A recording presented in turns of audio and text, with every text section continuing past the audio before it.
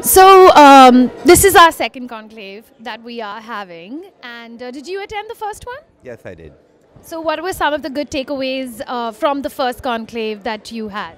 So, I think the whole idea of the conclave is to hear the successful speakers who come and share their stories, and I think that's a unique opportunity for everybody to get to hear them. So that was my big takeaway. That it was interesting to hear Uday Kotak and a few others. Right. It's a nice session. What are you looking forward to with the second one? I think the same thing, honestly.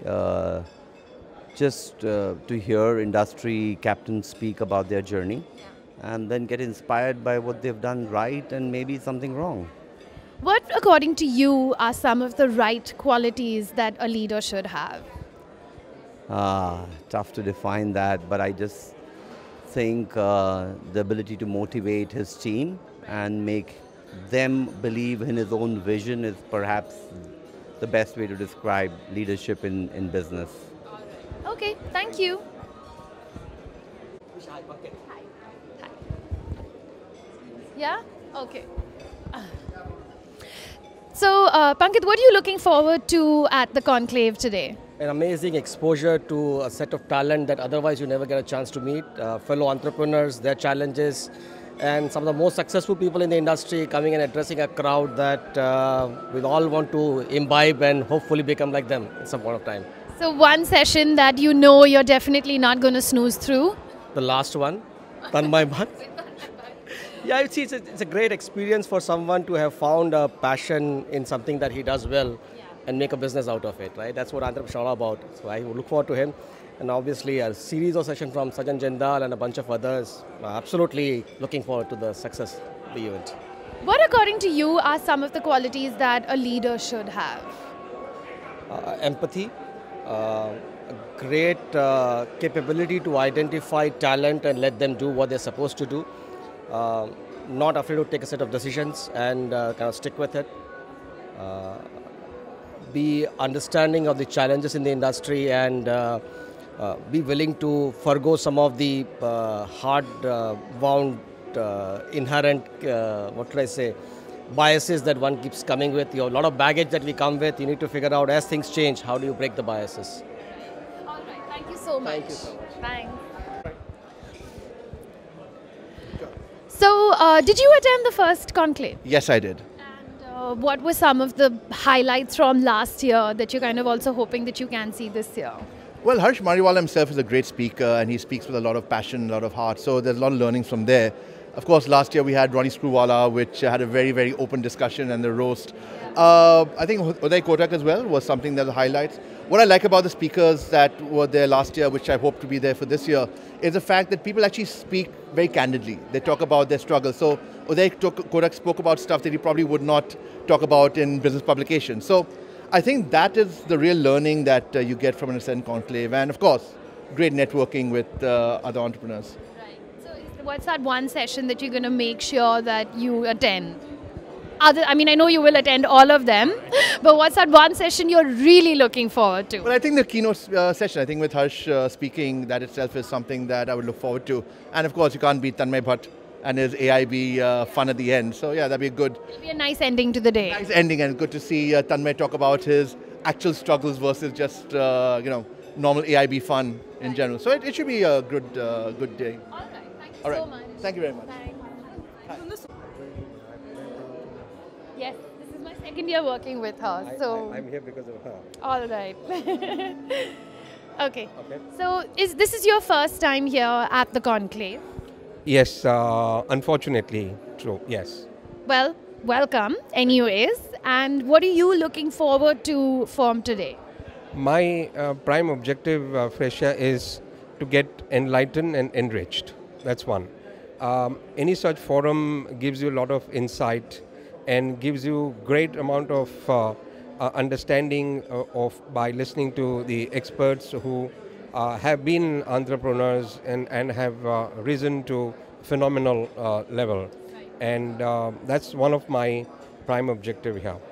What, according to you, are some of the things that some of the qualities that an entrepreneur should have to make him rock solid? Sure. Everybody knows about broad issues called the highly leadership quality, professionalism, dedication and devotion, and ability to learn as much as one can. So you have to be very conscious with yourself in terms of what are your objective and what are your dreams. We've spoken about entrepreneurs, but what about leaders? What's something that 4 qualities or 3 qualities that you think are very essential if one is going to be the leader of a team of 3 people to 700? Well, I could try and answer this in just a simple manner, that one should be able to have a very clear-cut goal in life, that all right, I have to struggle hard and try and achieve and accomplish to be a person, and people recognition should be pointed out that all right, this young man who has been an entrepreneur has now risen to level. So leadership, dedication, professional approach are the few things which come to my mind. All right, thank you so much. Have a great day. The event management or Yeah? So, is this your first time here, the ASCENT Conclave? Yeah, absolutely, yeah, first time. Okay, so what are you looking forward to today? The thing is, I'm looking for networking, the business networking which is happening over here. It's like fantastic to see them, the way they are networking, and I've just come to know that they have a different slabs and different fields, so I'm excited to see them. All right. And is there any session that you're really looking forward to attending? The thing is, I'm Harsh Mariwala's session especially, and maybe Atul Kasbekar's session. So these are the my favorites. All right, thank you. Thank you so much. Thanks. All right. So how did you hear about the Conclave? Okay, I'm coming from a company called Enrich Hair and Skin Solutions Private Limited, and through that company I got to know about this Conclave and got an opportunity to attend this. So what are you looking forward to today? Yeah, well, I'm looking for some great lessons from successful entrepreneurs who have become, and probably once we are inspired, probably I can be one of them later on in the future. What's that one session that you know that you're not going to miss? I think Prasun Joshi. Okay. I would like to listen to him. I've heard Mariwala before, very inspiring story, but this time probably I will be listening to Prasun Joshi. All right. So hope you enjoyed the session. Have a good day. Thanks. First ASCENT Conclave? Yes, very much. And how did you hear about it? I've heard a lot of stories about, ASCENT and all. And I'm looking forward for the sessions, especially the growth of entrepreneurs. Okay. Yeah, so I'm looking forward for that session. Yes. But what part are you really looking forward to in that session? The speakers, the kind of angle that the talk is going to have, what is it? The journey they had, their experience, and for youngsters like us, it is inspiring for us to hear stories from the entrepreneurs themselves. Yeah, their growth stories. Yeah, thank you. Thank you. Hi, Frisha. So is this your first ASCENT Conclave? Yes, this is my very first ASCENT Conclave. I was introduced to this kind of a thing by my colleague, my friend. He's a well-wisher, so fingers crossed. I hope it turns out to be a great thing for me. What session are you really looking forward to? I want to listen to the keynote session by Mr. Mariwala, and Prasun Joshi seems to be a very interesting guy, and the grand finale is with Tanmay Bhatt, so definitely I want to go back with a smile on my face. What are some of the qualities that you think an entrepreneur should have? I think vision and leadership are something which you cannot learn through books, and it's something which you learn when you interact with people who have achieved so much. So this is a place where you try and look for broader vision. How do you, remove all the boundaries of your thinking and your thought process, and how you improve yourself. I think it's more about that. This you can't learn in books. You can only learn through social interactions with talking to leaders and successful people and sharing their stories and listening to them. Thank you so much, Vishal. Thanks. Bye. Hard and learning from your experiences. If you were to give 3 pointers to youngsters out there, to entrepreneurs out there, what would those be?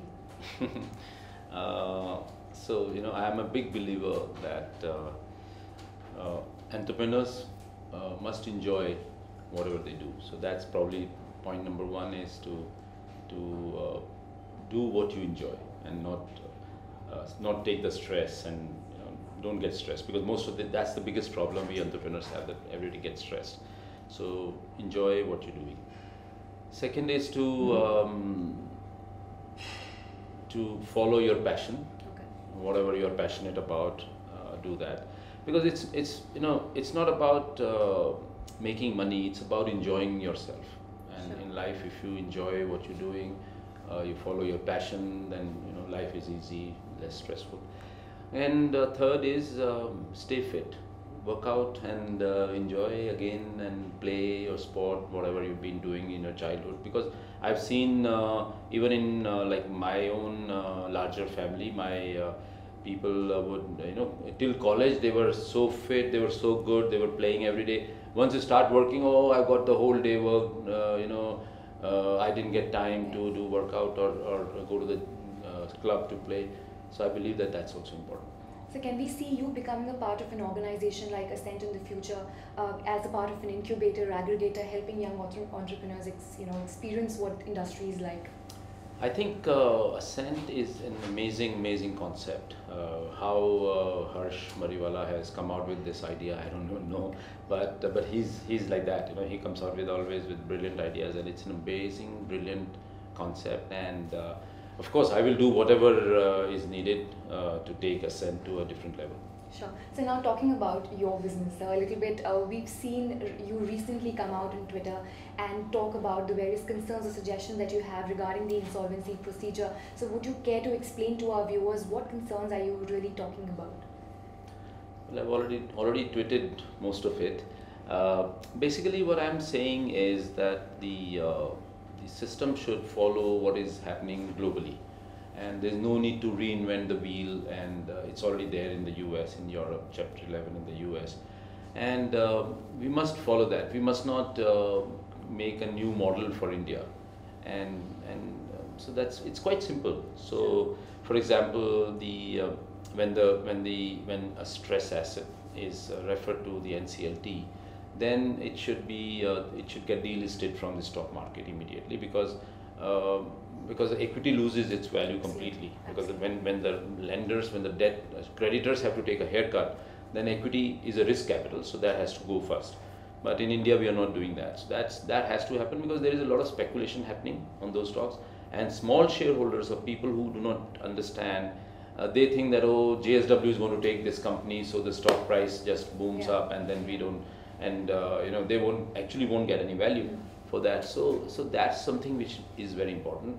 Second is that if there is a promoter who has raised money from the lenders and creditors, and has wrongly used that money, and has not diverted the money, or is a dubious, or is as willful defaulter, then those people should not be allowed to contest, because then you are not having a level playing field, because he is an insider knowing everything, and he has already let's say lost so much money for the banks, and now again there will be a haircut to him, and he should not really benefit out of that. Sure. So there are quite a few assets on sale here. If you could explain to us, what are the sectors that you're looking at, any particular sector that you would like to buy? So we are primarily in 4 business as a group. Steel is our flagship, then we have energy, then cement, and port infrastructure. Yes. So anything and everything whichever is being offered in these areas, if it meets our requirements as far as quality of asset is concerned and stuff like that, then we would participate in the acquisition process. If it is not, we don't want to go outside these areas. So any number that you put, probably how many in steel, how many in power energy? Not really, but for the time being, we have looked at 2 assets in steel, which we are focusing, and we have looked at 2 or 3 assets in power, which we are right now studying, and in the infrastructure also we are looking at a couple of assets. Okay, so what we hear is there is one JP Infra, There is SR Steel and there is also Bhushan Steel that you probably are looking at. So could you give us an sort of idea of where is the the process at this point and the timeline when we can actually see these acquisitions happening? So I'm as clueless as you about the timing. We don't know because it's a new process, new system, new thing. So I think things will take its own time before it gets settled. But besides that, I mean these assets. I mean I don't want to be specific about which assets we are looking at. So you will not confirm. No, because there are so many assets going, and don't want people to start speculating. It won't help anybody. So right now we are, as I said, looking at a few assets. So we also heard that you are in talks with BPRL for an acquisition. Any status? What is the status? BRPL. BRPL. I'm sorry. Any status on that? BRPL. No. So right now. It's still going on, so I really don't know what is the latest. It's a very small asset, so I'm not fully familiar with that. Sure. So just lastly, sir, what is your outlook for quarter third? That on the business front. On the business front. No, it will be. I don't know what to say because I don't want to make any announcements or anything. But business is good and should be a good quarter. Sure. So thank you so much. Yeah, thank you. Mr. Jindal, what did you think about an initiative like the ASCENT and, of course, the ASCENT Conclave? I know Harsh for a long time, and he always comes out with these very bright ideas and brilliant ideas. And I think ASCENT is an amazing, amazing idea, and the forum, what I saw today, it was, as I mentioned in my own speech, that when I was growing up and I was a young entrepreneur, I didn't have similar platforms. So I created my own platform by attending various AGMs of, stalwarts like J.R.D. Tata, Dhirubhai Ambani, Aditya Birla.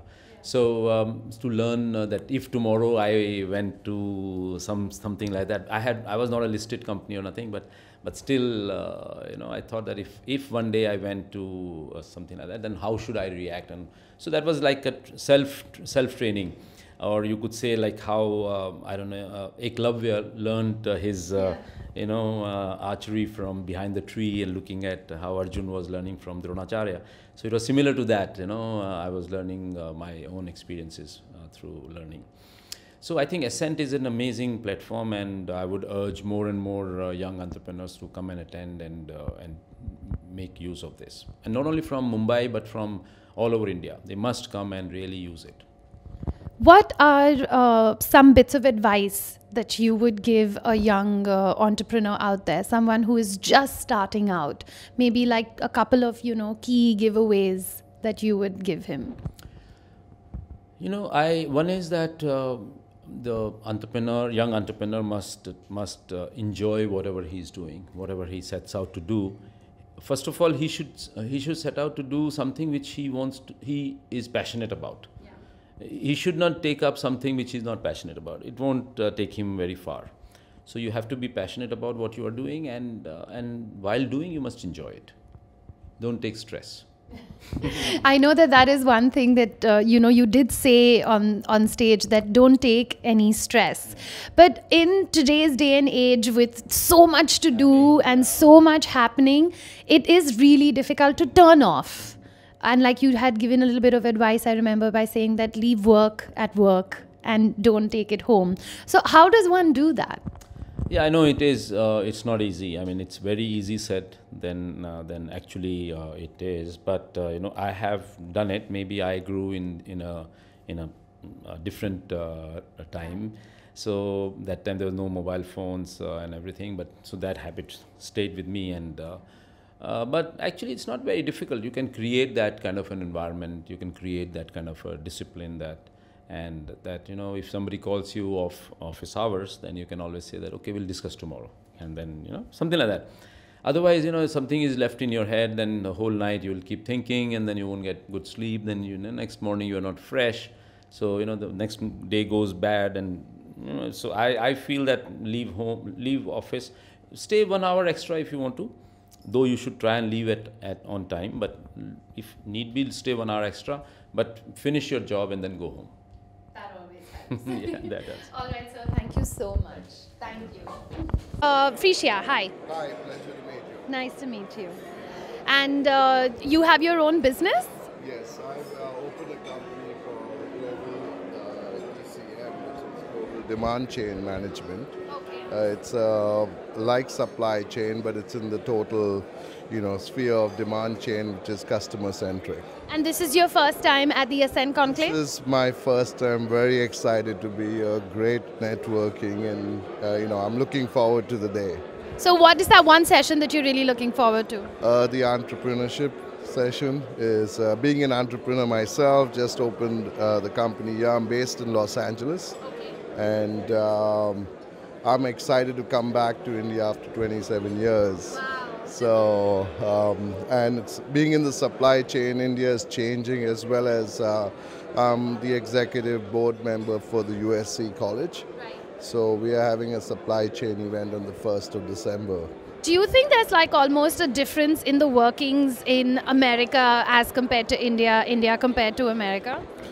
Yes, in terms of talent and talent management, especially for the millennials. It's tough retaining millennials in corporations in the US. So there's a big change going on right now. So definitely. Okay, thank you Pleasure so to meet much. you. Pleasure Thank to you. meet you. Thanks. So I want to understand, how did the bug of entrepreneurship bite you, and how is the journey for you right now? I keep saying that it wasn't the entrepreneurship bug that bit me as much as the movie making bug. Okay. And I think as a consequence of that, I have turned entrepreneur. I had a great time in my professional career working at Star TV, Procter & Gamble, UTV, and then Disney. But I thought the time had come for me to branch out and make movies on my own, and to I guess take my own path in that sense. So that's the reason I've turned entrepreneur. It wasn't, I have to admit, it wasn't like I grew up thinking I want to start my own thing. Okay. And so how do you manage like the creativity part and the business part? How do you balance yourself here? Where do you find the balance? I've always enjoyed that mix between creativity and commerce. That's something that's always had me excited. I enjoy having to deal with creative issues and then jumping into commercial issues and vice versa. So it doesn't take any effort really to balance it out. It's something that just comes very naturally to me. Yeah, and we've seen the consumers evolving a lot these days. What is the trend you have been noticing?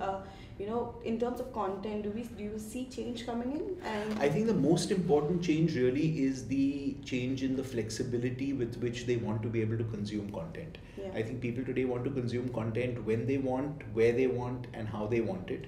And we need to adapt ourselves to be able to meet those needs. Okay. But I think the core of just creating great content, that doesn't change. We have to tell great stories. We have to be able to engage consumers. It's just about them wanting to take control of the process rather than leaving it with us. Okay. And what genre of movie making does your interest lie in? I enjoy all kinds of genres. At UTV, we've always experimented across various genres. As long as it's entertaining and engaging for the audience, it's something that I relate to. Okay. And moving forward to 2018, what trends do you see that will drive the movie making industry forward? To the good side? I'd say a few trends. Number one, our films are being more widely accepted around the world. The business that a film like Dangal did in China is one testament to the fact that we can actually go into many markets and really make our mark there. I think it's important for us to focus on writing, on great writing. That I think is the need of the hour. Because with the amount of content that's going to be created over the next few years in film, in television, as well as in the digital medium, writing is really going to be at a premium. And I think if we can really put the time and attention into training good writers, that would be the next step forward. Okay, and what is your suggestion for entrepreneurs in the content making space? On how do they address their challenge with the adaptation of the evolving of how the way we have content, the consumers evolving? Do you have any suggestions for them? Yeah, I think if they focus on telling great stories, then they can't go wrong. Okay. If that's the core focus of them as content creators, then they can't go wrong. Okay, yeah, I think that's sure. Thank you. Thank you. That conversation that happened inside, Sure. so there'll be a little repeat. Yeah. Yeah. No problem. Okay. Yeah, are you rolling? All right. So first, we just wanted to ask you, what do you think of an initiative like ASCENT for young entrepreneurs out there? I think it's great, and from the reaction of the audience to the session that we just had, I could tell that they were very engaged. They wanted to know more. They wanted to be able to get insights as to how they should be running their businesses, and I think it's a great initiative. What advice would you give young people out there who are just starting out? In fact, now you've taken on an entrepreneurial journey in your life as well. Yeah, I mean, it's a little too early for me to start giving advice about entrepreneurship, given that I've just branched out to be one. But, having always worn a bit of an entrepreneurial hat in everything I've done so far, I think the one thing that I'd say is be clear that this is your passion. And if what you're doing is your passion, then you're going to be able to give it unlimited time and attention and not think about a work-life balance, because you won't have to, because you're doing what you enjoy. One of the big concerns that came out in the Q&A that did happen, which was, how do I advertise myself because I perceive my brand as boring? Right. So could you just give a little bit of advice to people out there? I think if you perceive your brand as boring, everyone's going to perceive it as boring. So I think the first thing is to try to think about why you would perceive your brand as boring. And I'm sure you don't, because if you're an entrepreneur, then there is something that excites you about what you're doing. Try to convey that same excitement to the audience via your brand, or to your consumer via your brand. Because if you start out cynically thinking it's boring, then it is going to sort of appear that way to everyone. You said something very interesting when this conversation was brought up, which was find the magic in your brand. Maybe like 2 ways to find that magic in your brand. If you're able to talk to your employees and understand from them what are the positives about what working with your organization really are. And you could be making steel containers, you could be doing anything that is perceived as boring, but I'm sure there's something about that business that's exciting. And if you can give everyone who's not related to that exciting core of the business a chance to be involved with it, that would be the best thing that you can do for your employees. A lot of people perceive advertising as big budgets, because that is also how it gets shown to us. So for someone who wants to advertise their brand, but they don't have a big budget, maybe 2-3 things that they could do. I think the advantage we have today in the world we're living in is that something can go viral if it's exciting. And it doesn't really have to be something high budget. In fact, I think people are really bored of manufacturer speak, and sort of advertising has become a blind spot for many of us. I mean, we just tune it out. But if there's something authentic, something real, something engaging, something not seen before, however low the budget, it can go viral on social media and go viral digitally. So, just do something interesting and it'll get noticed. There's a lot of actually like young YouTubers out there or people on Instagram, and I think even just reaching out to them. Yeah, no, for sure. But it's got to be with something exciting. So just figure out whether the piece of content that you're creating or the message that you're trying to give out, you're telling in an interesting, engaging way that's not boring and that becomes a blind spot for people. Then I think that's your best chance. And a brand fit. Yep, for sure. All right, thank you. We have 5 minutes. The questions that I had in the audience did not get a chance to ask you. One, is this a good time to be in the media business? I think any time is a great time to be in the media business if you're excited about what you're doing. But technically, yes, this is a fabulous time, because I think the demand for great content hasn't been more ever. Given the number of platforms available today for people to be able to access that content. So if you're in the media business, then this is a very, very good time to be there. But isn't there too much content out there? I don't think there can ever be too much content, because I think people's appetites for good content are pretty much insatiable. We always want to be engaged with something that entertains us and something that keeps us, watching. Correct. And, in the connected world that we're in today, and with the amount of content that people are consuming, there's no sign that, people are turning away from content today. And like you said, there's so much content, it's so accessible and everything is on the internet and it's free of cost. How do you make business out of it now? When people are so used to getting good quality, free content. Yeah, no, that's a great question. And I think the important thing at this point of time is for everyone to focus on just creating great content. There are enough platforms out there today who are hungry to be able to, access that content, and you will be able to figure out your business model via that. But if you're a creator today, and here I'm talking about a creator and not a platform, getting your stories right is the most important thing to start with. So you as a business person, as a movie maker, as somebody who is kind of the final authority to decide if the story goes or not, how do you decide what will work and what will not work? At the end of the day, it's got to be a gut. You can put whatever data you want into the equation and look at viewership data and look at like sort of secondary research, primary research, and so on and so forth. But you need to figure out if the piece of material appeals to you and entertains you and excites you. So it does boil down to a gut level decision. So like in your session, you said how there are patterns where you figure if the movie is going to succeed or fail.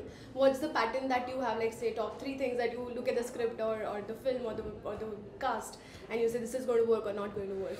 I can't really say that there are top 3 things. There's no easy list there. But if I'm excited by what I'm reading, if I want to turn to the next page, I want to know how the story unfolds, whatever genre it might be, and I can't help but keep going, then I know that it's something that's engaging me. It could be a tragedy, it could be a drama, it could be a thriller, it could be horror, it could be comedy, it could be whatever. But if I'm dying to know what happens next, then I know that it's something that's worth telling. Are you guys into making content for the internet? Yes, we are. That's a very different audience. How is it different from movies?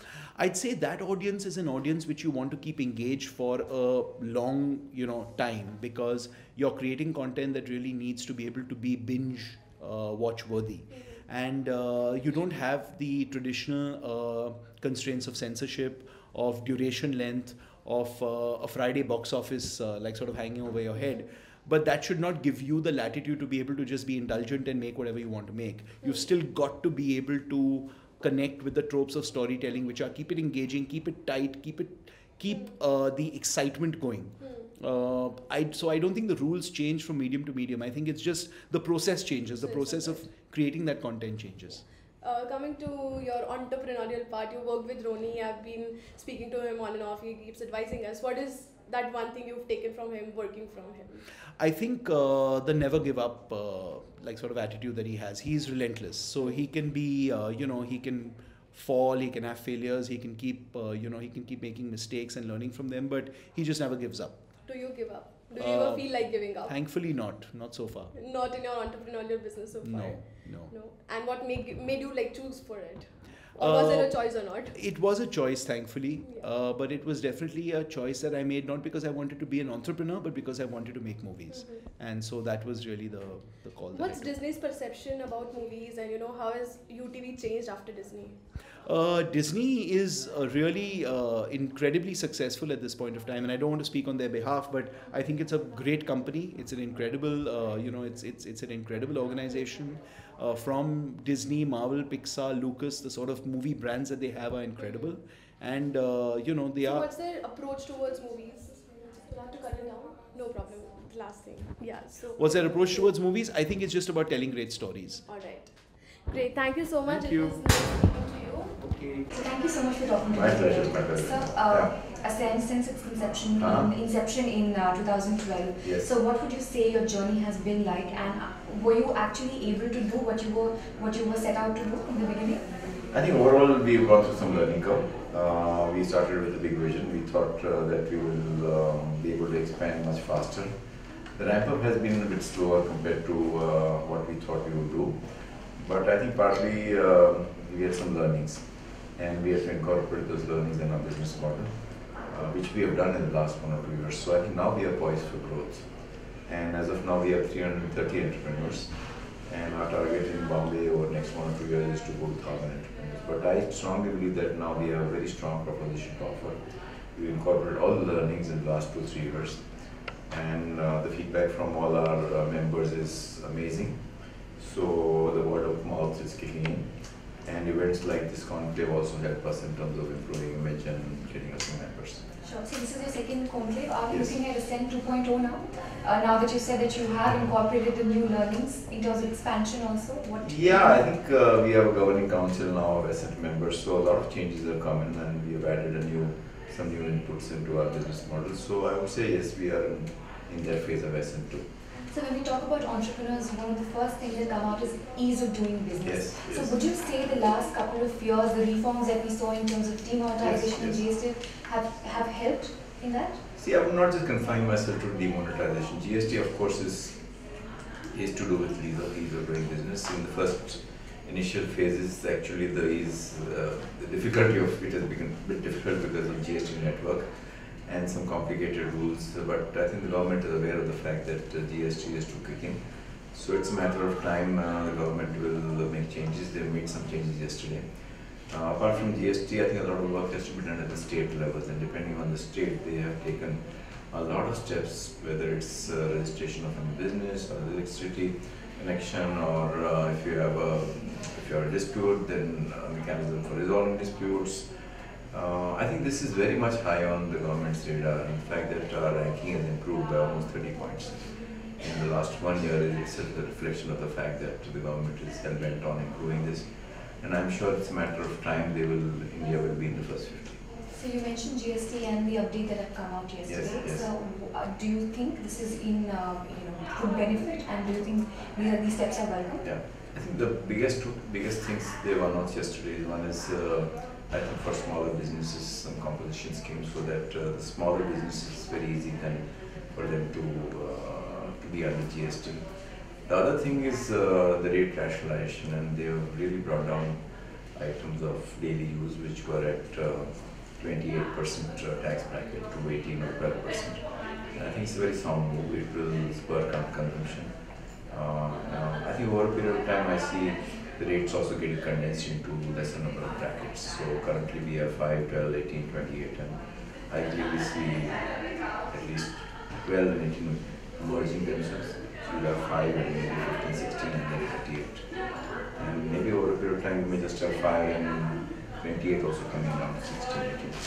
I think the government has to go through a learning curve, and they have to actually take all the states' interests on board also, and that's why this phase, and I think a lot of criticism went in earlier where it was conveyed that, why couldn't they start with one date, but it was impossible for the government to start with one date because of the state's interests, and we had to go through a learning curve. But I think we are on the right track, and it's a matter of time. GST will be put in proper perspective, and it will start having very positive impact on the economy. So just lastly, as ASCENT, what would be the few factors, issues with entrepreneurs that you're currently working at? So I think it's a peer-to-peer learning platform, and our whole objective is to enrich entrepreneurs to scale up. And in that journey, there are a lot of learnings. So they learn from each other. They learn from events like this. We have huddle sessions. We have so many other initiatives where the interactions happen at a collective level or in small groups. And I think it's a great value addition to all the entrepreneurs. And I hope that many more entrepreneurs take advantage of this because we want more members to come in. As of now, it is funded by me. So if you want to join ASCENT, you don't have to pay any money. All you have to do is you have to meet a certain eligibility criteria in terms of turnover, which is 5 crores for a manufacturing company, 1 crore for a service company, and you have to apply at www.ascent.foundation.in. So if any of you want to apply, please do so. If you meet this criteria, you will be called for a group discussion, and you have to commit to some time because you have to be a part of a group every month for attendance. But I can assure you that the value addition will be great, and you will enjoy the experience, and more importantly, it will help you improve your business. Sure. Thank you so much for coming. So, 2 questions on behalf of social media for ASCENT. Trends in terms of what? In terms of business, in terms of startups, So I think one trend which is very clear for all businesses is disruption, and I think that would be instead of 2, I would just like to concentrate on 1. Technology is disrupting each and every business, and we are at a stage where no time in the past, so many technological disruptions are happening. So whether it is digitization or whether it is Internet of Things or artificial intelligence or robots, the impact of that is going to be huge on each and every business. And as CEOs, we have to look at technological disruption from a point of view of opportunity rather than threats. And if you don't concentrate on that, then your business can get wiped out. We have seen many businesses getting wiped out because they ignored the technology disruptions, and the disruptions compared to the past are going to be much more in future. So all I can say is be on top of technology disruptions and and make it an area of opportunity rather than face a threat from them. I have one last question for you. Yeah. So 3 tips for budding entrepreneurs that you'd like to give. See, I would say that you need to create a very strong tool. Right to win is a very competitive environment, and you need to pioneer a business, you need to have innovation, or you need to have some technology, or if you're a customer service business, then you need to have outstanding service to succeed in business, because just being a Me Too business will not make you succeed in the marketplace. Second is, I think you need to have very good talent in the culture. And the third is, you need to have very good governance, irrespective of the size. Governance plays a very important role in attracting talent, attracting associates, and you want to be on the right side of the wall. Thank you so much. Thank you. Appreciate it. Okay. So I should be facing where? Okay. Okay. So, you've been at the event last year, and happy to have you again this year. So, how has the experience been, and how do you think the whole event has been so far? So I think last year and this year the turnout is much greater. The energy levels that I see in the room are much higher. I think it's got to do with last year was a sort of showcase, and I think people are realizing how much value one can get from this event. The foundation does a phenomenal job in the quality of people that get to come and talk, and the learnings that you get. So hearing Mr. Jindal speak earlier this morning, and also subsequently conversation with both Piyush Pandey and with Siddharth Kapoor, I thought was great. It's a great starting point to the event. So I would like to ask you, what has been your greatest moment of success, if I might ask you? So I run a venture capital fund, Nexus Venture Partners. I think when we started down this journey, it was a lot of questions were being asked as to why should we do venture capital when the Indian market, this was in 2005, 2006, when the Indian stock market was doing really well, and the question that was kept getting asked is, we can make all this money in the stock market, why should I put money in venture capital? And when we raised our first fund and subsequently did some investments that gave good returns, and we've obviously raised funds in going past that. So the success is not, I don't see success as a single point where you reach into a journey and say, okay, I'm successful. I think as an entrepreneur, you have to look at success on an ongoing basis. Every day there are going to be success and failures, and so from our standpoint, it's when a company does really well, when one of our portfolio companies closes a large account, when they come out with a new product release, all of those are big successes. So what is the favorite aspect of being an entrepreneur, actually, if I might ask you? So this is my third entrepreneurship. This is the third thing that I've sort of built from start. The first one was a venture fund in 1999-2000 called eVentures. Then I set up a medical healthcare outsourcing company called Medicine Solutions, and then subsequently Nexus Venture Partners. And in each of these, the entrepreneurial aspect has been very different in some ways. When we started eVentures, the internet was very early in India, and we invested behind Make My Trip, we invested in NetMagic.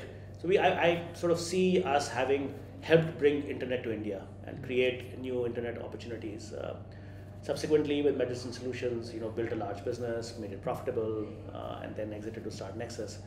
And with Nexus, the journey has, we've backed large businesses across both India and the US, and we see continuous opportunity. We see all the entrepreneurs that are sitting in the room today as people who have the opportunity to build large businesses, to take capital from us as they are scaling their businesses, and continue to grow, which is great for India, because I think India will see the next generation of entrepreneurs create both employment, which is obviously a big issue that we are seeing in the market right now. It will also create wealth, and that wealth percolates down the pyramid. So if I look at today, Medicine Solutions, when we started it, the first 10 employees that we got, today, each of them have bought houses, they have cars, they have families, and they could be an entrepreneur themselves one day. And so this notion of being an entrepreneur and helping build an ecosystem around you and potentially creating new entrepreneurs is what makes it fun. I have a second last question for you. So what are the 3 skills you would look at, in an entrepreneur who would say, okay, he's a successful entrepreneur now? What are the 3 skills that you look at? So a good entrepreneur starts off with passion. I think if you don't have a passion for something, it's very hard to sustain yourself in what could be a very long journey. So you have to really have that, the heart is sort of driving things. The second is you have to have the ability to persevere. So if you are, you could be passionate about something, but if you're not, if you can't, you get tired after a while, or you have to sort of be able to take a no and move on, and not see that as something that is inherently a no against you. It could be the person doesn't want your product, or so on. So the second I would say is perseverance. The third thing is agility and ability to listen. The market tells you a lot, your customers tell you a lot, your employees tell you a lot, your competitors tell you a lot. And the important thing is, as an entrepreneur, you need to make sure that you're always listening. You have a vision, you have a passion, you have a goal in mind, you have to stay with it, but make sure that doesn't end up being stubbornness. You don't want to be arrogant, you don't want to be stubborn, but you want to pursue your passion, but at the same time, be agile enough that what the market is telling you, you are able to listen to that and adapt accordingly. And my last question for you is, what advice would you give for upcoming entrepreneurs in terms of, if they're building up their business right now? Upcoming entrepreneurs, everybody's an upcoming entrepreneur. I think even as you heard Mr. Jindal say, he wants to achieve the next thing in life, right? So I think nobody stops, entrepreneur never stops being an entrepreneur. If you are an entrepreneur and you're just getting started, you have to make sure that you define a big goal for yourself. The fun in being an entrepreneur is building something big. You want to be known as the king of steel from India, as Mr. Jindal said, right? So I think you have to dream of something big, but at the same time, think of the small steps that will get you there, and plan accordingly. So you want to make sure that don't do something small. There are people who do a lot of things that are that stop at a certain point. So always think big, because that will excite people. That will allow you to hire the right employees. That will allow you can excite customers if you want to build something big. So create that excitement, but at the same time, be realistic in your own mind as to how you will get to that point. So getting the right steps, thinking through the right steps, surrounding your people that will help you achieve those steps, I think that's the key thing. Thank you so much. I appreciate it. Thank you. Kind views on this. Great. Thank you so much. You just have a company name, and then maybe go ahead with the questions that you flow. Okay. Whenever you're ready, let's go. I'm ready. Ready? Yeah. Okay. So, what is the view of the event so far? How is the event being? The event, sorry. So today event, ASCENT Conclave is fantastic. We had the first session when Mr. Sajan Jindal spoke, and he was so upfront about whatever he has done in life. Came across as a very humble, nice person, and was very open in sharing his success mantras with us young entrepreneurs. The second session, which was with Piyush Pandey, which Rupak moderated, it was again very insightful in terms of brand building and why entrepreneurs who are even doing B2B business should think of creating a brand. So if I may ask you, what is a good part of being an entrepreneur? So what would be your favorite aspect of being an entrepreneur? The favorite part of being an entrepreneur is that you are participating in creating or building the nation, and also you're creating jobs. And that is my high of being an entrepreneur. And if I may ask you, what has been the most grandest moment of your success, and the lessons you've learned from it? Two questions. Okay, so two questions, sorry. Yeah. So what has been there? Your grandest moment of success and the lessons that you've learned. Maybe 3 lessons you could just tell us. So I'm Shweta Mangal. I'm the co-founder of Zikitsa Healthcare, popularly known as 1298 Ambulance Service. We started that in 2003, and today we have 3,500 ambulances across India. We have served more than 7 million people and have delivered 12,000 babies on board, and we employ more than 10,000 people to run the service. And I think for me, the biggest high so far has been really serving the people in India, because if we were not there, that service would have not been given. The three major learnings I've had in my career so far is that, one, you need to have a vision when you start something, and the vision needs to be big. Number two is you need to have a team along with you who would help you realize that vision. Please, entrepreneurs have to understand that they are a single human being. They are not Superman or Superwoman. They cannot do everything, and it is very, very important to take a team along. And the third learning has been that you have to, once you grow to a certain level, you have to become less people dependent and more process oriented, because that is where a lot of entrepreneurs kind of fall off the curve. And what do you think are the trends that are going to come up in 2018 that entrepreneurs need to look out for?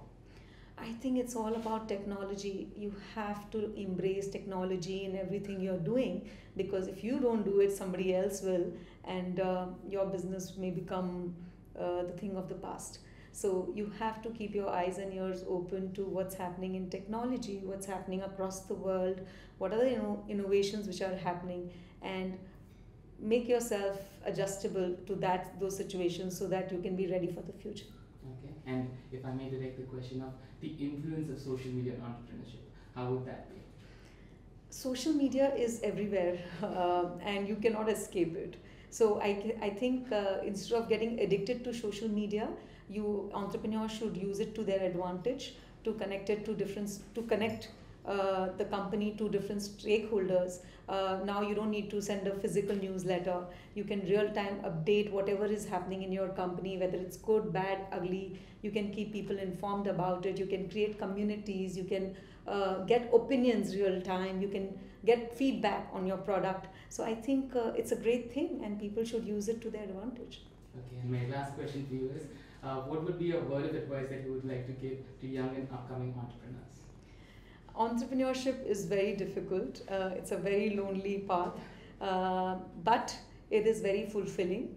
So if you're planning to be an entrepreneur or you are an entrepreneur, one is you need to be patient.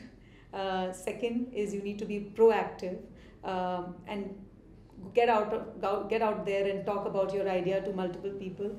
And third, you have to be realistic, which I mean is that once you have an idea, you have launched it, if it is not meeting the goals you've set, and continuously you need to think again and pivot. So yeah, that's my advice to entrepreneurs. Thank you so much. I appreciate you. Thank you. Up their business, 5 things they should keep in mind while scaling up their business. Yeah.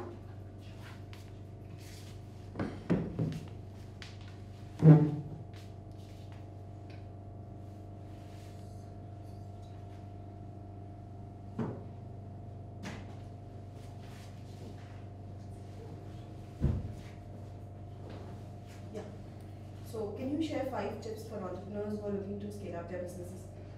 Sure. The 5 tips, according to me, number 1, you need to have a vision and you need to communicate that vision to people who are working with you, because when you need to scale up, everybody needs to believe in that vision.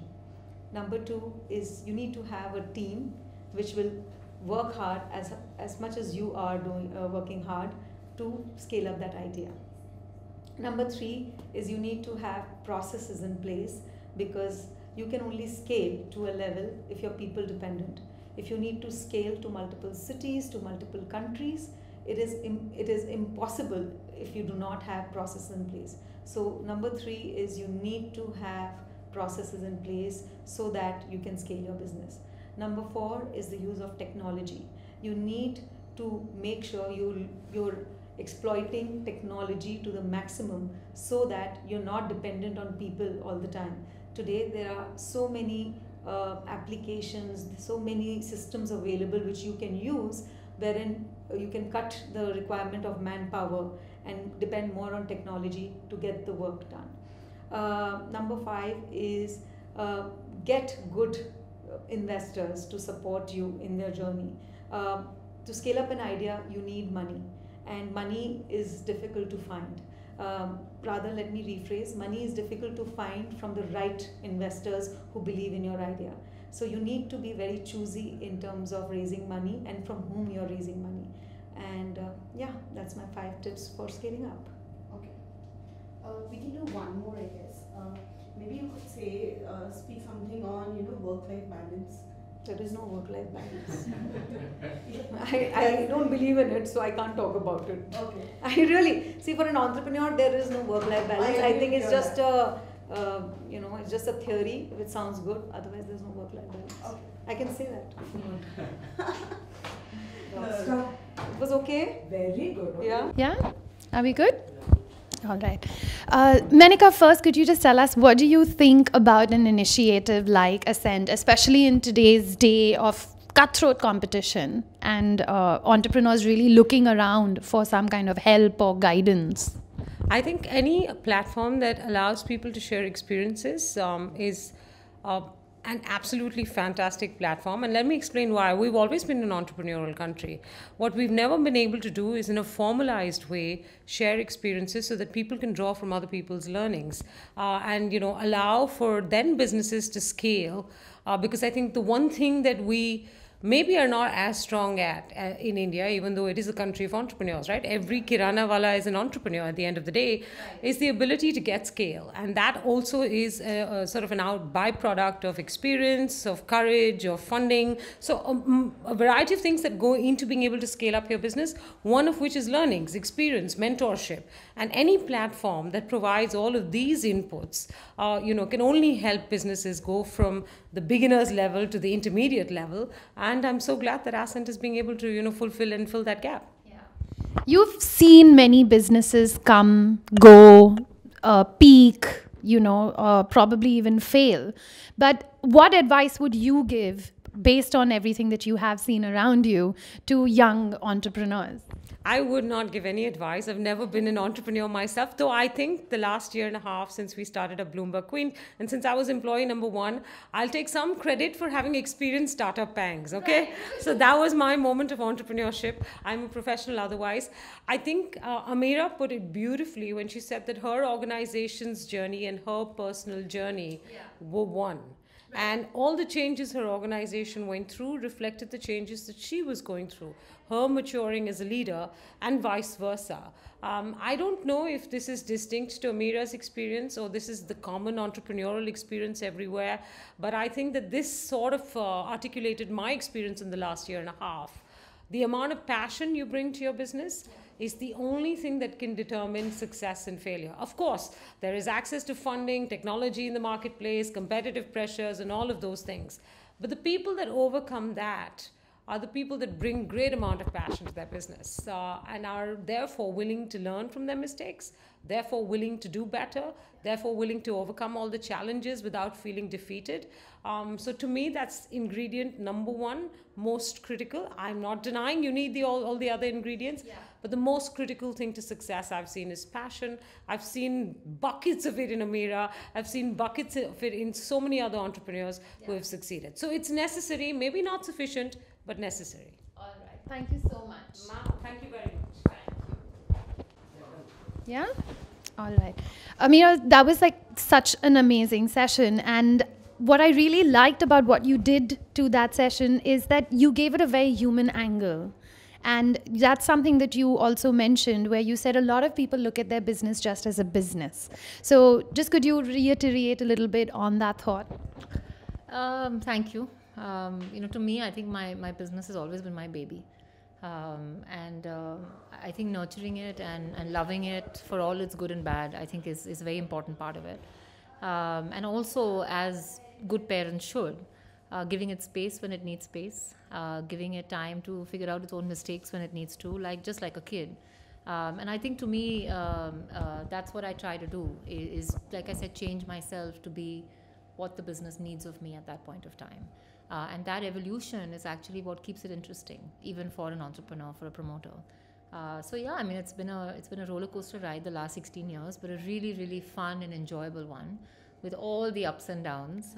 But I wouldn't trade it for anything in the world, honestly. There was also a conversation that was brought up in terms of investors. And as a young entrepreneur who's, going around in the market looking for an investor or investors, and those are the kind of decisions that one kind of needs to make. What advice would you give when somebody finds themselves in that phase in their business? Look, I think you have to be very clear what you're looking for. And people often are looking for somebody who makes them feel good by giving them the highest valuation, because it becomes an ego boost.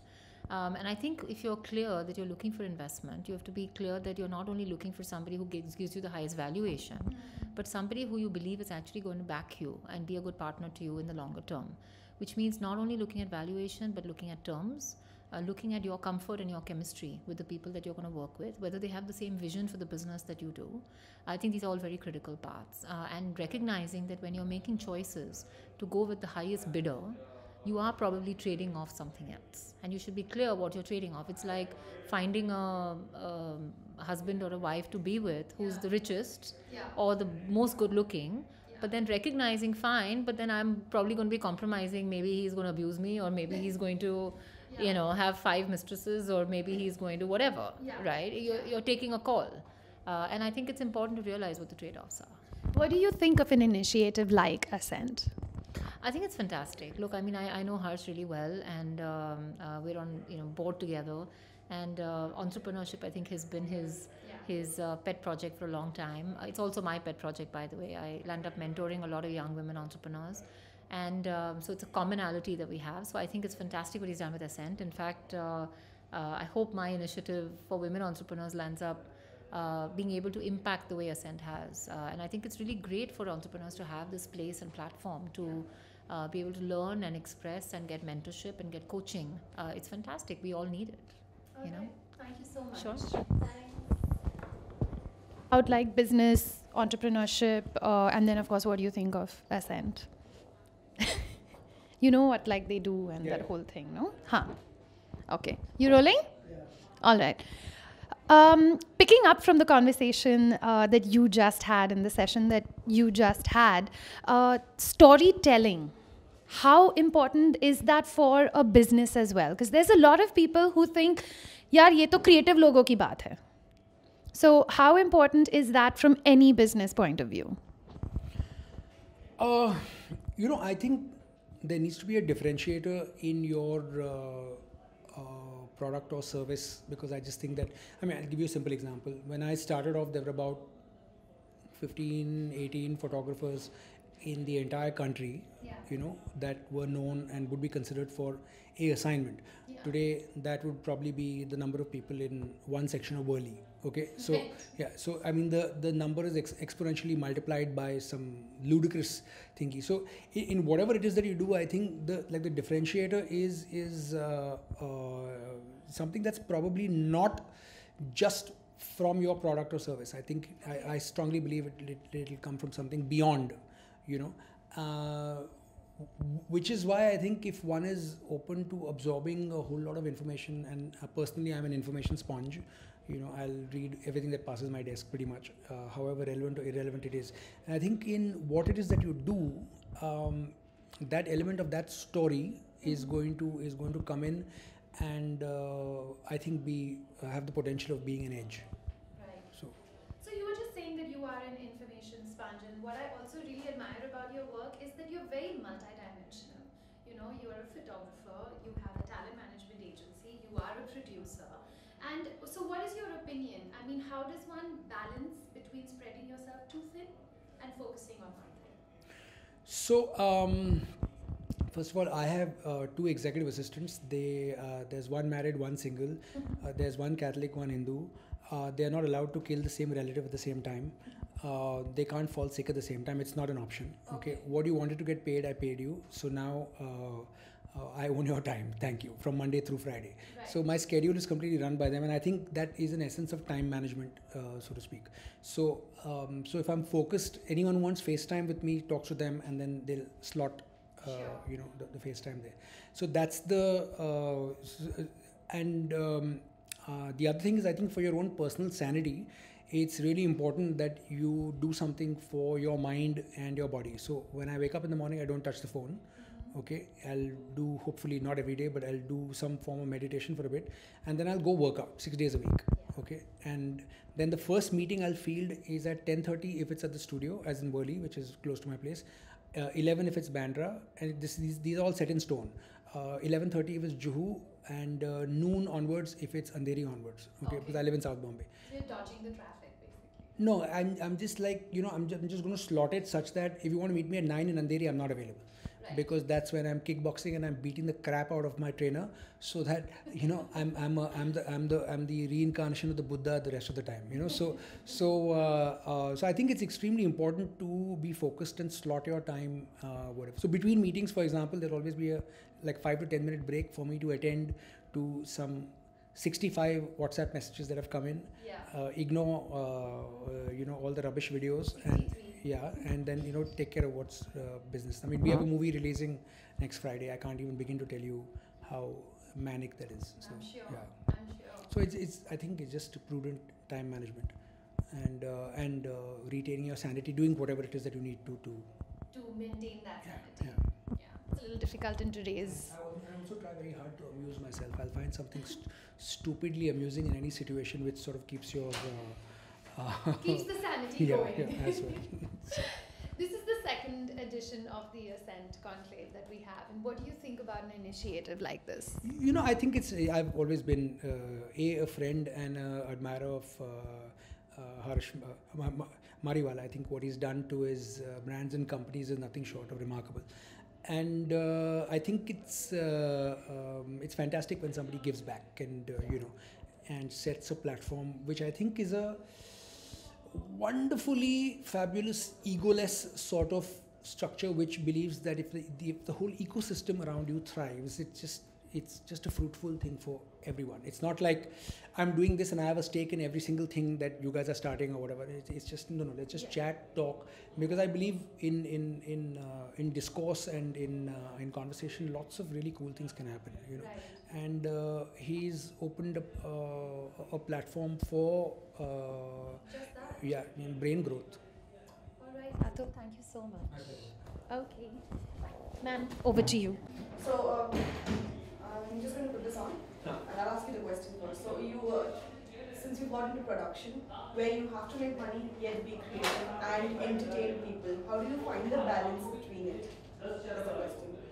One more. Just put that on. Oh, sorry, am I talking to you or Yeah, you're talking to me. Okay.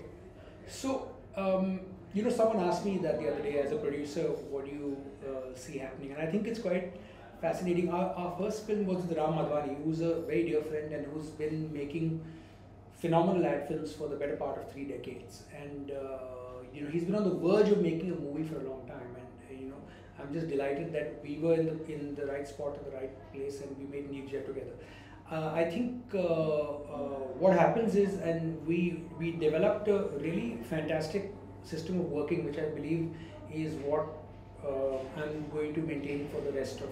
So, if metaphorically speaking, Kumar the coffee boy has a great idea, we've all left our egos at the door, and if it's a great idea, we'll take that idea. We'll even say, "Hey, Kumar, well done," and less sugar in my coffee, please. But acknowledge it and whatever. And if the head of the studio has a rubbish idea that the director doesn't want to implement, it's my job as producer to see to it that he doesn't have to do something that creatively is not whatever. I trust you, and I am the platform on which a bunch of great people will come together and coexist and create.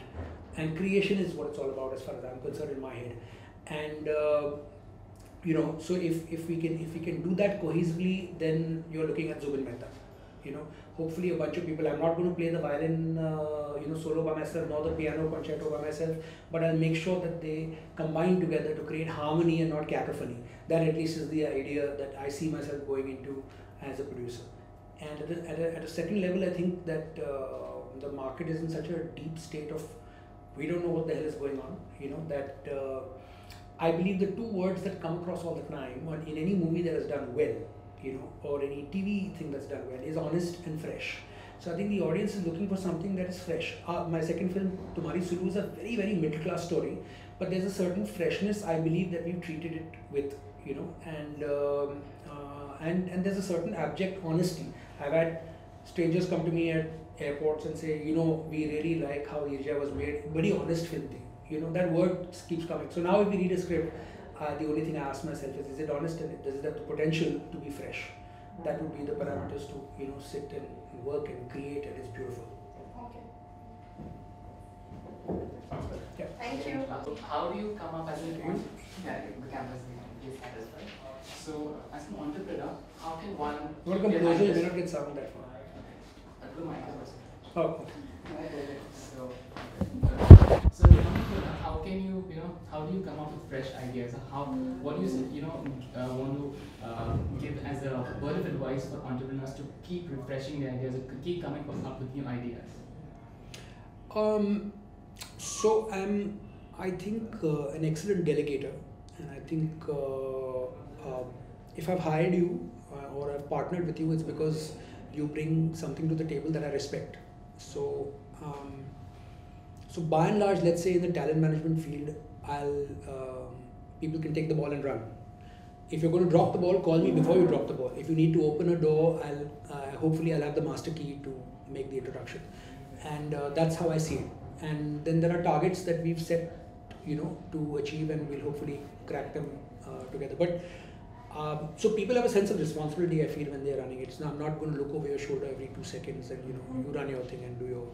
So I think that, to me, that's probably the best way to deal with it. Otherwise, I'm doing 3 things. It's very difficult to be micromanaging all of them. So.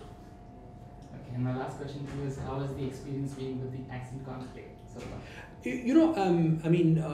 When Harsh called me before he had finished his sentence, when Harsh called me to invite me to conduct the session with Prasoon, before he had finished his sentence, I had said, yeah, I'll do it.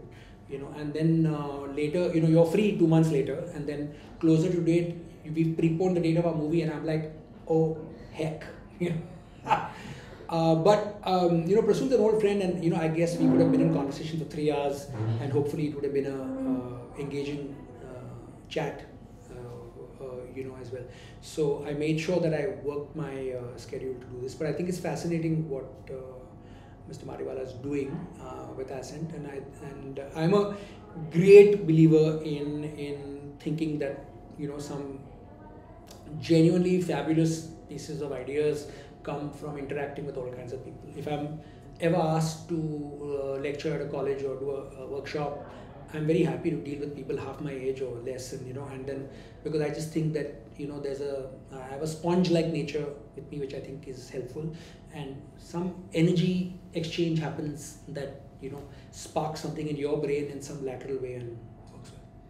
Thank you so much for your time. Thank you. So my first question to you is, what's the secret mantra that a successful entrepreneur needs to have, or the ingredient of making a successful entrepreneur, if I may put it that way? The ingredient, I think what I've seen is a couple of things. One is inherently deep optimism, and kind of a view that actually something that we can do as entrepreneurs will make the world a better place. So it's that kind of optimism. I think that's very important. And the other thing I would say is tenacity. No journey of entrepreneurship is simple and straightforward. It's not as if you decide to do something and the next day you'll become successful. So most of the successful entrepreneurs that I've seen have learned to deal with the 2 steps forward, 3 steps backward, and still be able to pursue this view of a better future. Since the market is so crowded and you need to stand out if you need to have the business in front of people. So what do you think is that factor that entrepreneurs need to keep in their mind when they need to stand out or create something that's unique? Yeah, I think you answered the question in the question itself. I think the way I look at it is, firstly, I think we are talking about entrepreneurs who have big, bold ambitions, not people who want to do something incremental. And what I have learned again from people that I have worked with is you have to have a very, very good understanding of consumers and customers. There's no getting away from that. And if you don't really know who you're selling to, and if your view of who you're selling to is formed by sitting in a classroom or sitting in a boardroom or sitting in a room and brainstorming, it's not going to solve anything. You really need to get close to consumers, live their lives, feel their pain, feel their trade-offs. That's very important. And I think the second thing that I have learned again from working with people is what I might call very simply authenticity. If you want to stand out, you can't stand out by trying to be somebody else. You can't try to say I'll copy that person, therefore I'll be different. You have to really think hard about what is going to make your product or service distinct, and it has to kind of feel a bit like your personality, and then you will probably stand out. Okay. Next question I'd like to ask you is, what is the good part of being an entrepreneur? What is the most favorite aspect of being an entrepreneur, if I might say? I think you should ask the entrepreneurs what they like about it. I think I would imagine the rush that you've created something that the world is willing to pay for, or will make the world a better place, or didn't exist before you did it, or in the same shape or form. I think the rush that you get from doing it is quite amazing. And I think also as an entrepreneur, you suddenly start seeing all sides of a business, all sides of an opportunity. I think that can be quite a lot of fun. My second last question to you, and after that we will. So my question is, what is that one word of advice you'd like to give to upcoming young entrepreneurs? One word of advice? Oh, sorry, or one line, or maybe one word that you'd like to say, okay, this is the thing that you need to keep in mind, or one sentence that you might like to say. Sorry. I guess my one piece of advice would be, don't make this about the money. Right. Make this about doing something special. If you start thinking of counting the money before you've done something special, neither will happen. Right. And lastly, how has the experience been with ASCENT Conclave so far? I've just walked in, so I don't have a good answer. That's what you'll have to edit out of this. Okay, no problem. That'll be it. Thank you very much. I think the next person's one. Just give me a second.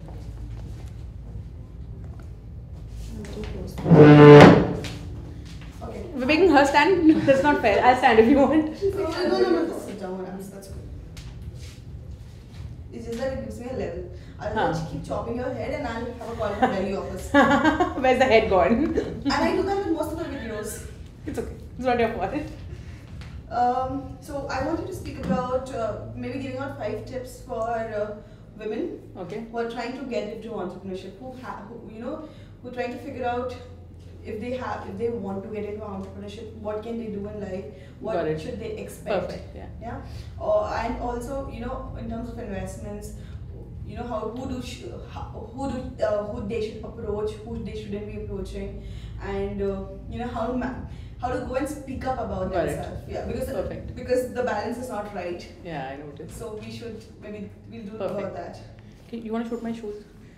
That's the best advice I can give. Be unstoppable and be ambitious. Thank you. I'm just kidding.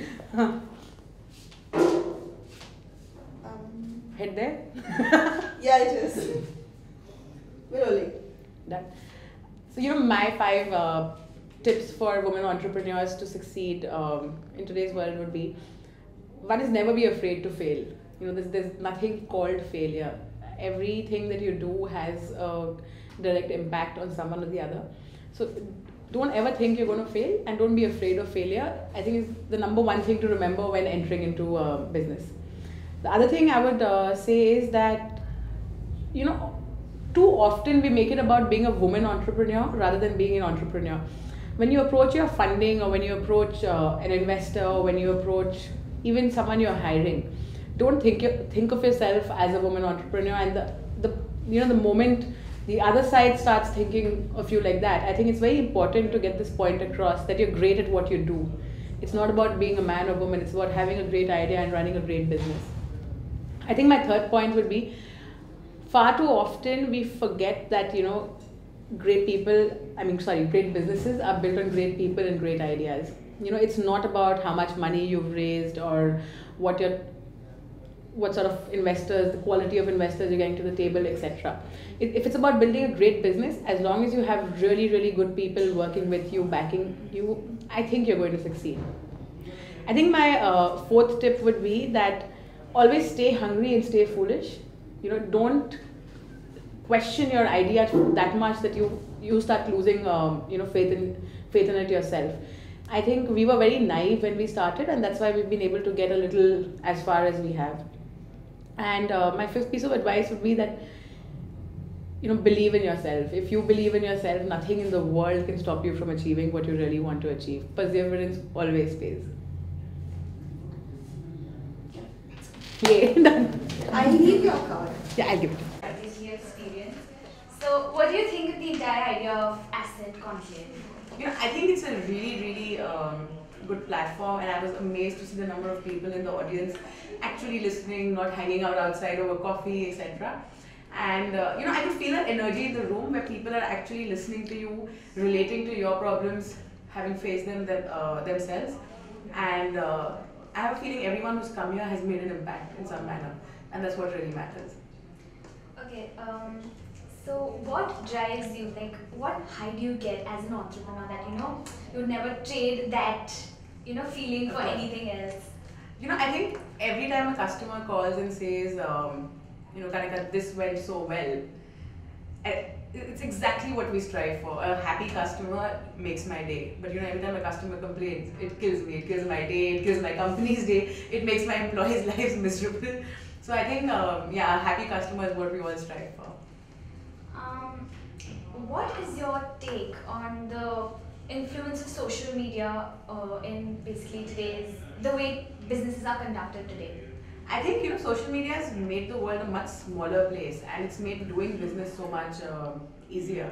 To give you a simple example, we at Jet Set Go do not spend any money on marketing. Our monthly marketing spend is about 5,000 rupees a month, which we spend on a MailChimp subscription service. So thanks to word of mouth, social media, which is all organic, we've been able to get however far we've gotten. And I think it's a huge boon, and you're only going to see a lot of change when you have people stop traveling. I remember 10 years ago, you would see, you would never find an empty billboard if you were to go out and look for one to advertise. You would pay a premium for it. Today you can drive across Marine Drive and you're going to have more empty billboards than full ones and get a damn good discount in them either. So there you go. And last question, one word of advice for all the entrepreneurs out there. Be perseverant. It was 2 words, sorry. Yeah. Be perseverant, yeah. Thank you. Thank you so much, guys. I don't know what went wrong, but I have seen this magazine. Okay. So you've been an entrepreneur for about 2 decades now? Yeah. So what is that you like about the new age entrepreneurs? Like one thing or 1 or 2 things you could list down about the new age entrepreneurs? So this new generation is very different. They come and they think of valuations. हमें पता नहीं था valuation क्या होती है, ठीक है? And they are not as attached with the businesses as we were attached, which is very good. So इनको कम tension होगी life में. But why do you think it is good in this case, sir? Businesses से ज़्यादा attach होने से नुकसान ही आता, कोई फायदा तो होता नहीं. You should do what you want to do, and then ठीक है, but you should have some little distance also from that. Okay. So you can see clearly where you are going wrong. And what do you don't like about the new age entrepreneurs? Definitely लोग जो valuations की बात करते हैं पहले दिन ही सोचना शुरू कर देते हैं कि हमने कंपनी बेचनी है, तो वो थोड़ा सा अजीब सा लगता है यार, अभी शादी तो कर लो, डाइवोर्स पहले सोच लेते हैं. Any trends जो आपको लगता है 2018 में इंडियन इकोनॉमी को थोड़ा बूस्ट देगा? Any upcoming trends in terms of technology, in terms of the ease of doing business? So I think government policies तो पहले भी ठीक थी, अब भी ठीक हैं. Implementation is a challenge. Okay. And तो वो implementation अगर government की साइड से चालू हो जाएगा तो एक तो वो चीज़ help करेगी. Okay. Secondly, investment comes into India, which will help.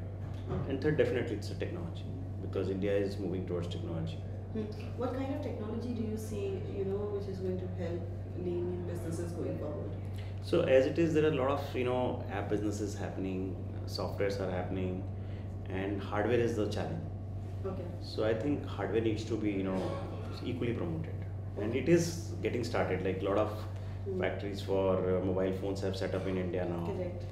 And government is very aggressive on giving incentives for the industry.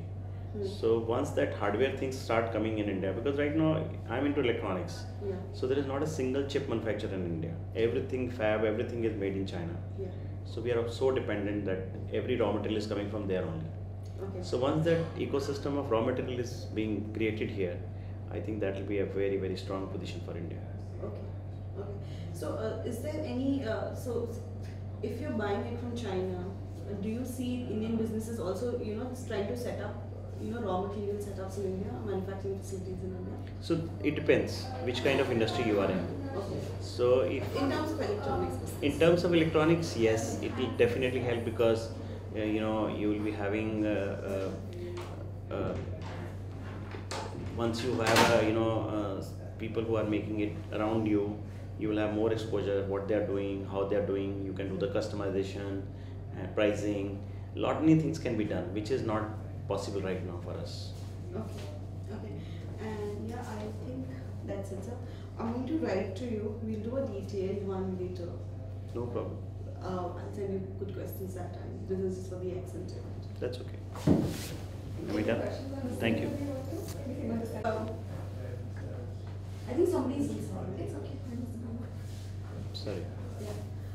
What do you think of these networking platforms which has been coming up, like ASCENT? They're very good because they give you a lot of exposure. They get interacted with people like us. We never got this opportunity earlier. So it's very, very important for entrepreneurs to interact with their, counterparts or people who are successful, and they get to know a lot of views. They can ask questions, and they get motivated by seeing the people and they're understanding that we have also gone through the rough phase which they are going through right now. Nobody has become entrepreneur in a day. Yeah. So being successful, you have to go through that journey. So once they listen to our journey, then they get related. I'm going through that phase which he has already gone. Yeah. And what is your 5 tips for entrepreneurs who are looking to get success? I don't see. I am a guy who can give you tips because everybody has to learn their own thing. But what I feel is that perseverance is one area where I realize that I have been good at perseverances, where whatever I think I keep following that, and even the form is changing, but I am very clear that I have to do this, and I keep follow up. So I think that is very, very important. And there are other factors. Everybody talks of the same. You should have a dream and this and that, but that dream, So I can only give you one that which I have followed so far. Okay. I'm the cattle feeder trader. Right. Yeah. So, must be around you would have been pretty, starting out at a young age, and how startups and this whole startup culture, people are getting very obsessed with it and thinking about it. So, I just wanted to know, any particular advice for people who are looking to startup. For people who want to do something of their own, create a business value. That's my clear line. Business कहीं ढूंढने नहीं जाना पड़ता है, वो आपके आजू बाजू में ही होता है, आपके आसपास में ही होता है. Yeah, you just imagine you need that good dream. Yeah, and transparency.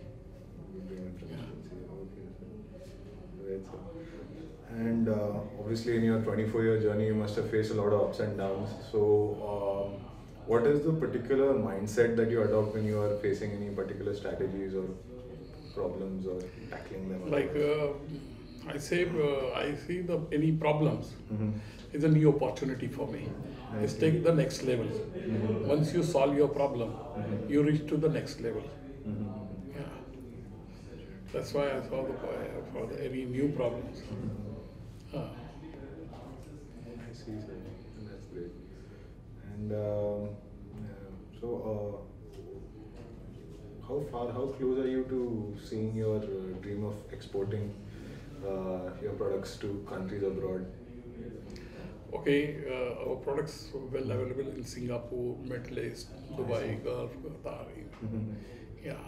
Oh, yeah, that's true. I drove in. Okay, so you're looking forward to expanding in the market base. Yeah, but India is also growing very fastly. Yeah, the milk production is growing every year 8 to 9%, but particularly in our area, like in Maharashtra, Karnataka, Andhra. Andhra is the 3rd largest state into the country. We are absolutely under that same the same cow procurement bowl, where growth is like 12 to 15% is The cow milk is growing very fast. And in the country, awareness of the health. Awareness of health. Yeah. That's also like a learning. That's it, sir. Thank you. Good. Right, sir. Thank you for your time. Thank you. Really? Oh, ASCENT Conclave is a really good platform. It's helped me and helped to the society also, to how my journey, how my thoughts. And ASCENT is a perfect mediator for the new entrepreneur or existing businessmen to share their ideas. Please, can we take this one?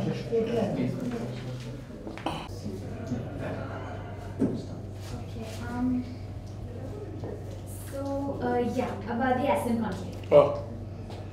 It's a really good, very good platform, like such to well connect with other startup people or people they want to come into in industry. Sharing this idea, this platform is very good. Even different type of all the issues in the businesses, in the media, into the market. The ASCENT people are really addressed with very good speakers. Yeah. So, how would you define success? Okay. In this hall, in this room, I see into the people's eyes, and when I finish my speech, after that, giving the stand-up, this type of the success, not with me only, with all other speakers, they giving the very good respect, and people are really listening very peacefully. That's the success. So, a word of advice for entrepreneurs?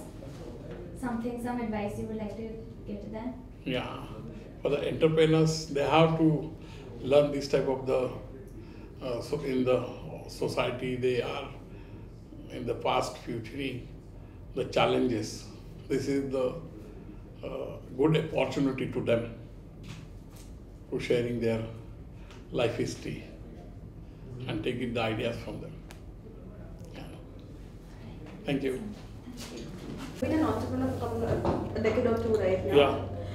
What is that you like about the new age entrepreneurs? With your experience, starting business a couple of decades, two decades back was a different ball game, and today it's entirely different. What is that you like about that? My clear message for the new entrepreneur, to find out any new business. Don't go somewhere else. There is a new business somewhere else around you. Yeah, India is a really very fast, progressive country.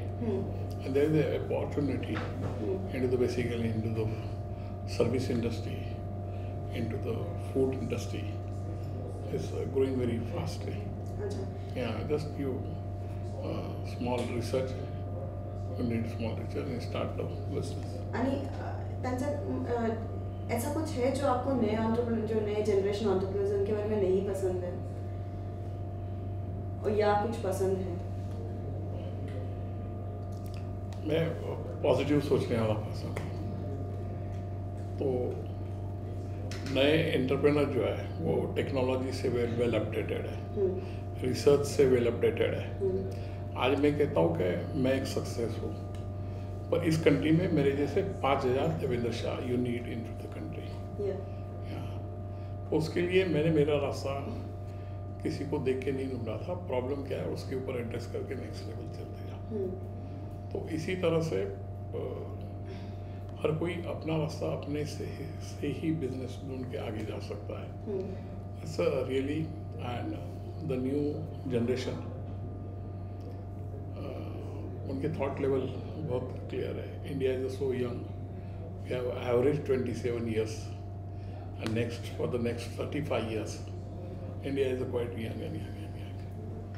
Any trend or any technology trend do you जो आपको लगता है जो 2018 में dairy processing industry को change कर सकता है? एनीथिंग इन टेक्नोलॉजी 2018 में ऐसा कोई ट्रेंड दिख रहा है आपको जो 2018 में डेयरी प्रोसेसिंग ट्रेंड तो वर्ल्ड में every 11 seconds the new technology, the old technology is gone up. Okay. Yeah, you need always on toast for the new technology, for the new development, like that. So जो ahead technology है, technology support and help you, but in your business you need the good transparency. Okay. Yeah. Suppose like we are in the dairy industry. Our USP is the freshness. Yeah. And the quality and test. Yeah. This type of the technology helps Okay. to the any entrepreneur to adopt the new technology, the continuous. Okay. Okay. Yeah. I think that's it.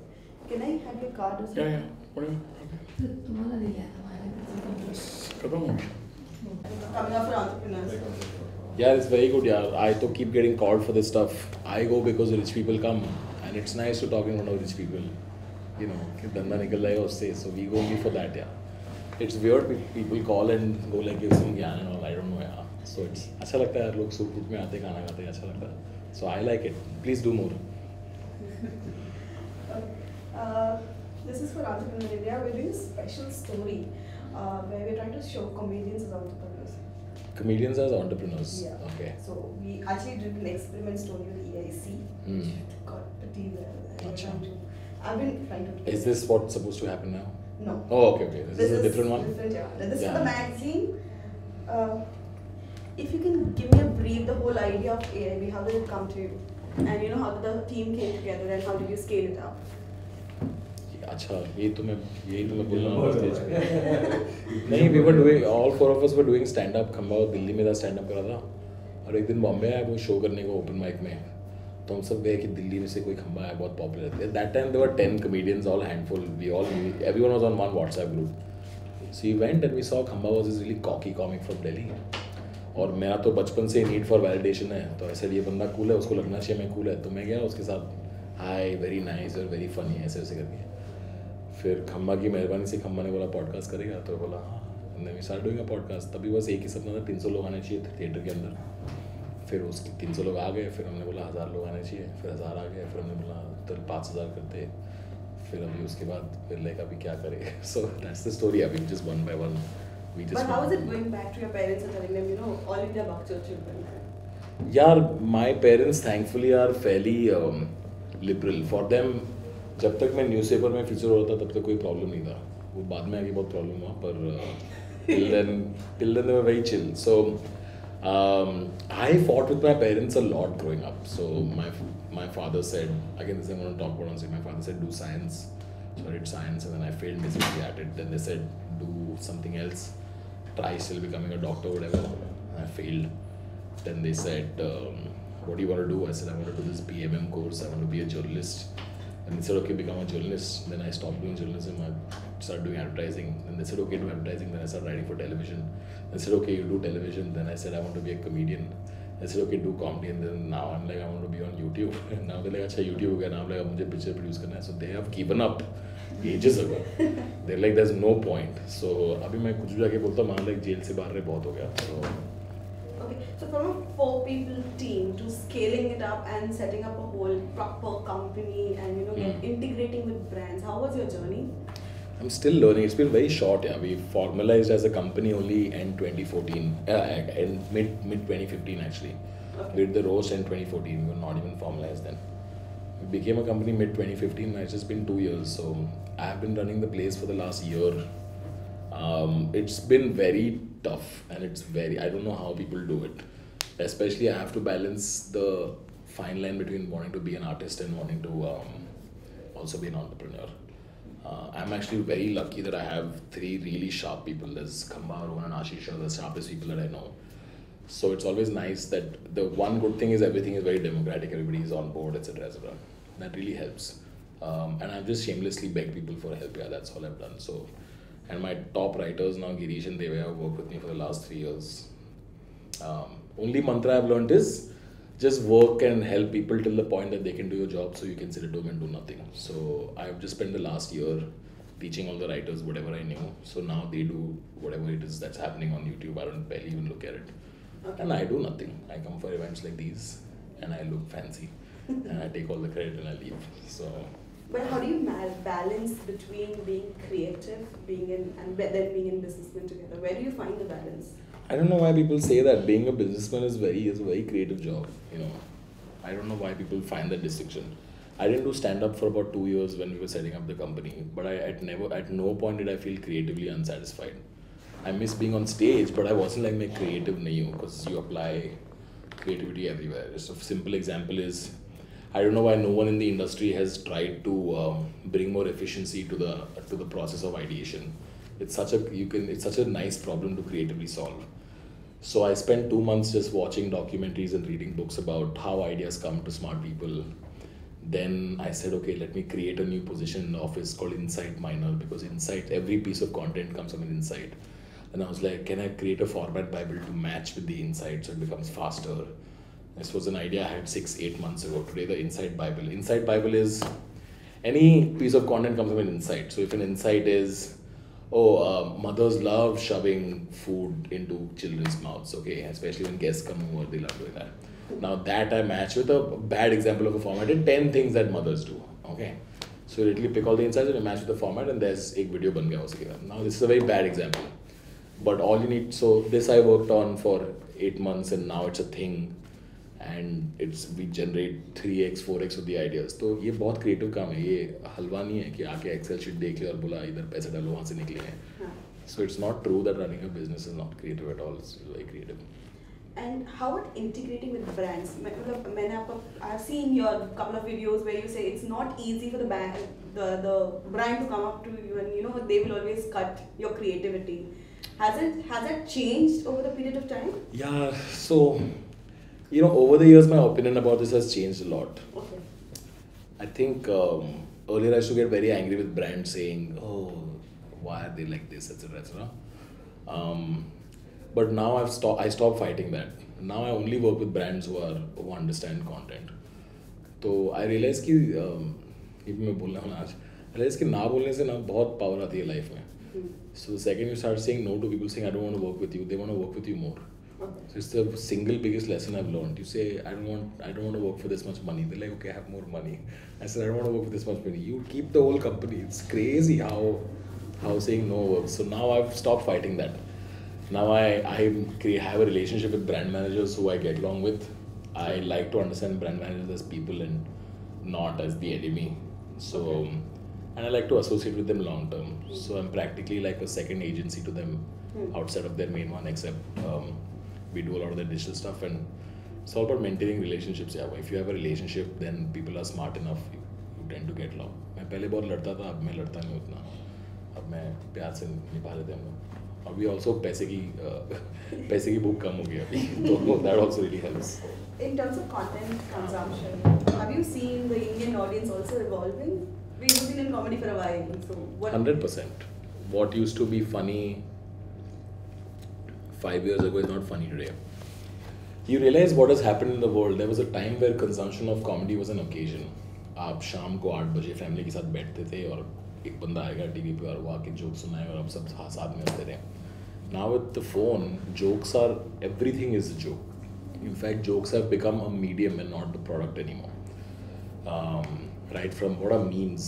Memes are just a way for people to express. People are expressing themselves exclusively through jokes now. I know large friendships that have broken up over memes, and relationships that have begun. I know this couple who got married because the girl thought this guy was funny because he used to make funny memes. So jokes are no longer a product. Jokes are an expression. So in that sense, yeah. Classic example ले लो. 6 साल पहले जब कोई या 4 साल पहले जब कोई राहुल गांधी का जोक मारता था, कितनी हंसी आती थी. अब नहीं आता है. अब people are just like समझ गया मैं. अब मोदी जी क्या बोलो. So everyone's taste evolves and people become smarter, and you forget jokes are basically surprises. All jokes are comedian ने कुछ बोला, end में कुछ नया बोल दिया तो उससे आपको हंसी आती है. Laughter is just a way for you to compensate. Laughter के आपका body के अंदर कुछ surprising आता है और आपका body बोलता है and you start laughing. So the more audiences are surprised, the more they laugh. तो over a period of time तो surprise कम ही होगी ना आप. जब बच्चे को आप हंसाते हो, बच्चे को कुछ पता नहीं दुनिया के बारे में, तो पीकबू कर दो हंस लेगा. But as you get older, you don't laugh at that. So audience's refinement is not कि वाह वाह हम कितने refine हो गए, नहीं. अब refine नहीं हो तो problem होता है. So how do you decide कि क्या चलेगा क्या नहीं चलेगा? I mean, what is the discussion maybe on the AIB's boardroom? तो हमें हंसी आएगी तो सबको हंसी आएगी. Which is why I believe in. I'm working on that now. I'm working on having a very diverse room in the office, because we work in a company where everything's so subjective and so heavily people driven. My company is the ridiculously heavy people driven. People are giving ideas that get made into content. So the more diverse your people are, तो अगर room को हंसी आ गई तो सबको हंसी आएगी. बहुत सिंपल है. रूम में अगर 4 लोग भी ऐसे तो our room should be the sample of the audience that we're catering to.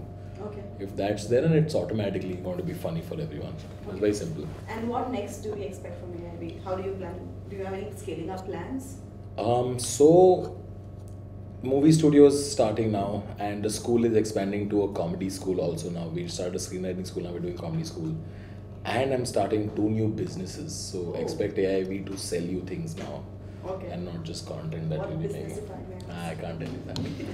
But 2 new businesses are in the works, and let's see. Okay, I want to do a small video with you. You have been, I'm just putting this off. How do you take criticism? How do you deal with criticism? Is what the video is going to be about. Just Okay. 1.5 minutes. Sure. What is this for? This is criticized. How did you deal with it? Okay? You're rolling. Tell me. Give me cue. Are you rolling? Yeah, we are rolling. What's the question again? The question is related to roast and to your Snapchat. Whatever happened in past, you were criticized. So how did you deal with it? I think. Do you have any mantra every time you're criticized? So I am of the firm believer that not all criticism is good criticism. I like to surround myself by really smart people and then see what they say. So some criticism I like to take, and some I like to ignore. What critics try and do is they always try and stop you from doing a thing that bothers them, right? But in my case, it's weird, like who we are. Like the roast is a classic example. That's what made who we are. So if we stop being who we are as people, then it won't work. It's a very vague answer, I realized. Critics are the best. How do I deal with criticism? Nothing, you just keep your head down, learn something from it. I think when people get mad at criticism, sometimes I feel like I'm actually mad at myself. The best criticism is not the egg DP wala guy going ki, hey, you suck. The best criticism, or the worst criticism, is a very well articulated tweet that tells you exactly why what you did was wrong, and those are the ones that keep you up at night. So yeah, it depends on, just filter out the criticism, keep what you really think is valid in mind. Just work it. There's no harm in saying I messed up and move on. There's no harm in saying that. So yeah. Your thoughts? I think it went off very well. I think each session was different and value adding, and I think this year's session surpassed last year's first conclave. The team has done wonderful work, and I'm very, very happy. Thank you so much. Just 1 minute while we take a picture and then we're through.